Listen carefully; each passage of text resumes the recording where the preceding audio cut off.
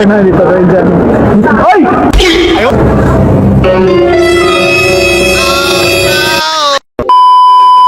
Guys, nagkita kami ng mga kasamahan kong on-call trainers at sa araw na ito ay day off ko nga pala guys. Kaya kumain kami sa taas ng Villaggio Mall doon sa food court. At ito yung nangyari. Yo, what's up mga lods? Kumusta? Welcome back sa panibago nating video. Flex ko naman po ang mga aking mga kasamahan na sa loob ng 4 na taon ngayon muli kami nagkita-kita bago sila si Exit. I-subscribe kayo dyan kay Lani Bo. Gusto ka O diba? Doon pa lang kitang-kita na kanilang suporta. At medyo kakaiba din yung trip ng isang kasama namin gwapo dito habang nakahiya. Nakashade siya.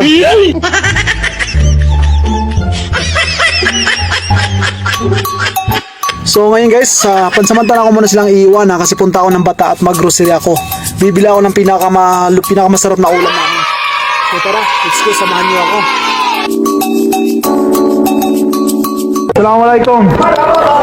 Nakarating na agad ako ng bata pero ang nasa isip ko, pumunta muna dito sa mga gold. Gusto ko sanang bumili. Kaso lang, late ko na nalaman, naiwan pala yung wallet ko.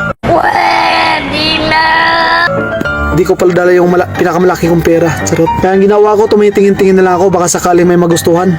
Pero ang tanong, magustuhan niya ba ako? Huwag kayo iiyak.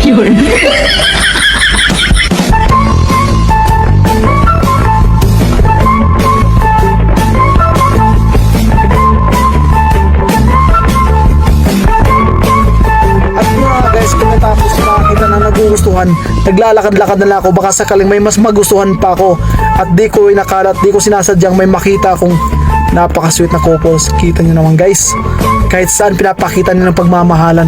Uy, sana all! Ganyan talaga ugali ng mga Pilipino, mapagmahal.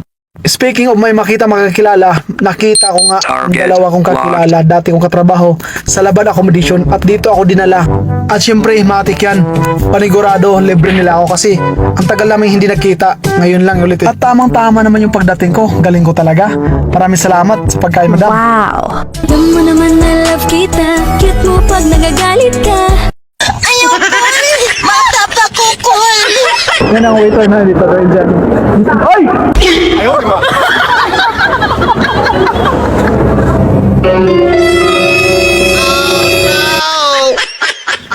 Pero si uncle nyo walang pake dyan, silang. Basta si uncle gutom na at gusto nang kumain.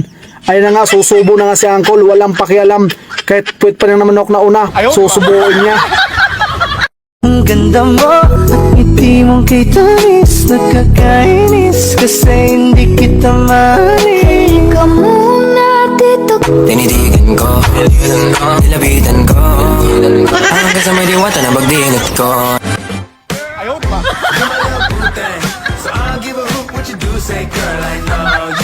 At yun na nga guys, kita nyo naman si uncle rumarampa. Kala mo kung saan papunta, namimili na pala ng panlamas. At syempre ito yung binibili ko. Bumibili ako ng pichay, saging, manok, luya, ahos, at syempre karne. At sinamahan ko na rin ng papaitan kasi may magaling kami na magluto ng papaitan. Dito naman tayo dumapo sa isda. Dito guys, klase-klaseng isda ang mabibili mo. Kaso lang, kamahalan na yung isda. Bote pa yung isda, patuloy na minamahal. Pero ako, hindi na. Para sa kanya, mura na lang.